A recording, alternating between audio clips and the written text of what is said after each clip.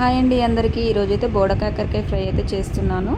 ముందుగా stove on చేసుకొని pan పెట్టుకొని ఆయిల్ పోసుకొని వేడయ్యాక జీలకర్ర వేసుకొని ముందుగా కట్ చేసుకున్న ఒక పెద్ద ఆనియన్ అయితే వేసుకొని సిమ్లో పెట్టుకొని అయితే ఈ కాకరకాయలు తీసుకొని చిన్న చిన్న పీసెస్ లాగైతే కట్ చేసుకోవాలండి. ఫ్రైకి ఎప్పుడైనా సరే చిన్న చిన్నగా ఉంటేనే ఫ్రై తొందరగా అవుతుంది, బాగుంటుంది.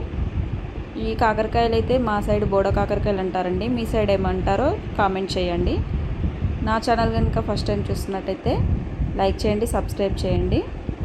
ఇంకా ఇవన్నీ చిన్న చిన్నగా కట్ చేసుకున్న పీసెస్ అన్నీ పక్కకు పెట్టుకొని ఈలోపు ఆనియన్స్ అయితే సిమ్లో పెట్టాం కదండి, అవి అయితే మగ్గిపోతుంటాయి.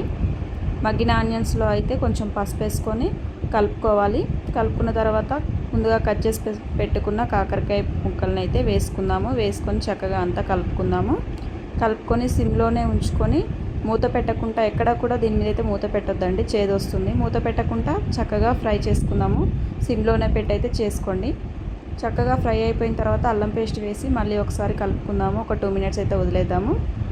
2 మినిట్స్ అయిపోయిన తర్వాత అయితే రుచికి తగినంత ఉప్పు కారం వేసుకొని మళ్ళీ ఒకసారి అయితే మంచిగా కలుపుకుందాము. కలుపుకున్న తర్వాత ఒక 2 మినిట్స్ అలాగా వదిలేసుకుంటే చక్కగా మగ్గిపోతుంది ఉప్పు కారము. చివరిలో అయితే ధనియా పౌడర్ వేసేస్తే సరిపోతుంది. ఒక 1 మినిట్ అలా ఉంచేసుకొని పని చేసుకోవటమే. చాలా బాగుంటుందండి. బోడ కాకరకాయ అయితే హెల్త్ కూడా చాలా మంచిది. ఇలా అయితే చేసుకోండి. ఎప్పుడు కర్రీలా కాకుండా ఇలా ఫ్రైలాగా అయితే ఒకసారి ట్రై చేయండి. నేనైతే ఇది రైస్లో సర్వ్ చేసుకొని తింటున్నాను. చాలా బాగుందండి టేస్ట్ అయితే. Thank you for watching.